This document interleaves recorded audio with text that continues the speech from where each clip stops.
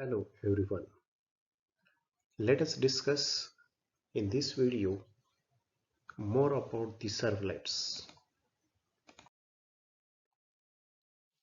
The servlets are the programs that will run on the web or application server, and it will act as a middle layer between a request coming from the web browser or HTTP client and database or application on the HTTP server. What we know about the servlet, that are the programs which will run on the application server, and that is a bridge, or you can say middle layer, between the request coming from the web browser and other HTTP clients, or you can say the databases and applications. So the servlets, you can collect the input from the users through the web page forms, present records from the database and other resources, and it will create the pages dynamically. The Java servlets, which will often serve as the same purpose as the program implemented using the common gateway interface, that is CGI. But the servlets offer several advantages in comparison with the CGI. What are those advantages? The servlets performance is significantly better. So the performance which is using the servlets, the performance of your web application, which will be a good performance. Now those servlets executes within the address space of this web server, and it is not necessary to create a separate process to handle each client request. Now the servlets executes those address spaces to the web browser, or you can say it will necessary to create separate process to handle with each client. These servlets are platform independent because they are written in Java. We know that the Java is a perfectly object-oriented language, and it will be used in the independent applications. Now this Java Security Manager on the server, it will enforces a set of restrictions to protect the resources on the server machine. So the servlets are very much trusted. Now the security of the Java is more than the other languages like C++ and C. Now because the Java is working on the client and server based applications, the server actually enforces this set of restrictions, and that will be protected, and resources which will be used for the server machine, and that will be the trusted servlets. The full functionality of the Java class libraries is available to the servlet, and it will communicate with the applets, databases, or even other softwares via the sockets and RMI mechanism that you have seen already. What is the servlet architecture? The actually diagram shows the position of the servlets in our application. We are using the web application, and the web application has two parts. That one part is at the client base, and the other part is at the server level. Now the web browser which will be used at the client's machine, and the client machine will get request. It will send the request to the server, that will be always the HTTP server, and that will be done by the HTTP protocol. Now the server plays the vital role in between the server, HTTP server, and the database. So many servlet programs will work within the database and server, and that will give some good information from the database to the HTTP server, and that will be in the response that will be sent to the web browser, which is at the client level. So that is the servlets architecture. Now these tasks which will be done with the servlets are, you can see like this: read the explicit data sent by the client's browser.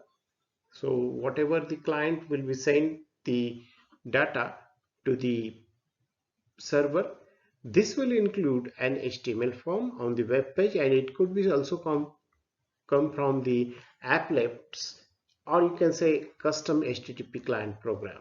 Now these client browsers will send some HTML form, or you can say applet, or whatever the HTTP client program that will be sent to the server. This servlets performs the like this task that will read the implicit HTTP request, and the data will be sent to the client's browser. This includes cookies, media types, and compression schemes the browser understands so far. Now the data will be sent by the clients, and that will be given to the server. So this may include the cookies or media type or compression schemes. Now this process the data and generates the results. Who is processing this data? The servlets processing the data, and that will generate the results. This process may require talking to the database, executing on RMI or CORBA call, invoking the web service, or computing the response directly. Now what we know that the servlets task that will process the data and it will generate the results, but these processes may require talking with the database and executing this on the CORBA call. CORBA is a language which will be used for large scale mainframe machines for the application. Now the Java servlets plays the vital role in between the CORBA machines, the CORBA language, as well as the web service.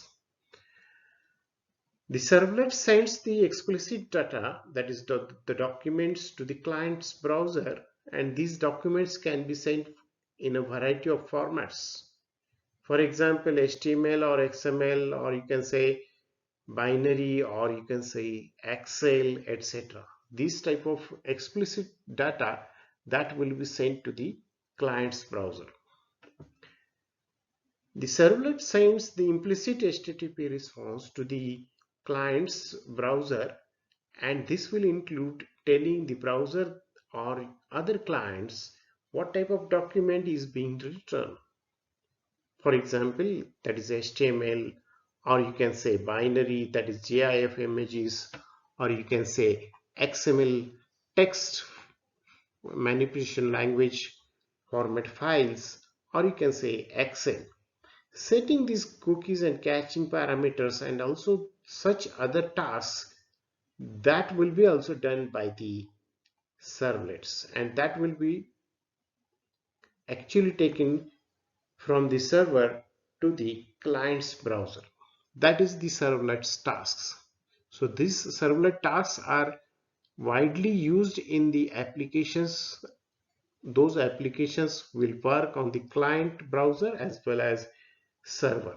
So the server will process the client's request, and that will give the output from the number of server machines. That is, it may having the applets, maybe HTML form, maybe the cookies, maybe the media type files, maybe the compression files, and those application plays the vital role in between CORBA application, and that will generate the results, that will process the data. So this data which is explicitly used by the client's browser, and the variety of formats, maybe the text, maybe the binary images, maybe the Excel data, that will be sent to the client's browser. So these are the tasks of our servlets. The servlet packages are the Java classes which are run by the web server, and that has an interpreter that will support the Java servlet specification. The servlets can be created using the Java X servlet and Java X.servlet.http packages, which are a standard part of Java's Enterprise Edition, and that will be expanded version of the Java class library that will support the large-scale development projects. These classes implement the Java Servlet and JSP specifications. At the time of writing of these number of tutorials with this Java Servlet and 2.5 and JSP 2.1, the Java Servlet has been created and compiled just like the other Java classes. If you install these Java Servlet packages, you can add them with your computer's class path, and you can compile servlets within the JDK's Java compiler and or any other current compiler. The development environment is where you would develop the servlet, test them, and finally you can run them. Like the other any Java program, you can need some compilation of servlet by using the Java compiler, that is the Java C, and after compilation the servlet application that will be deployed in a configured environment to test and run. That is the happening with the Java classes and Java servlets that will support the Java servlet application, and those applications will work with the packages that Java X.servlet and Java X.servlet.http. Now all these servlet programs that will be compiled with the Java compiler, that is the Java C compiler. Thank you very much for watching this video.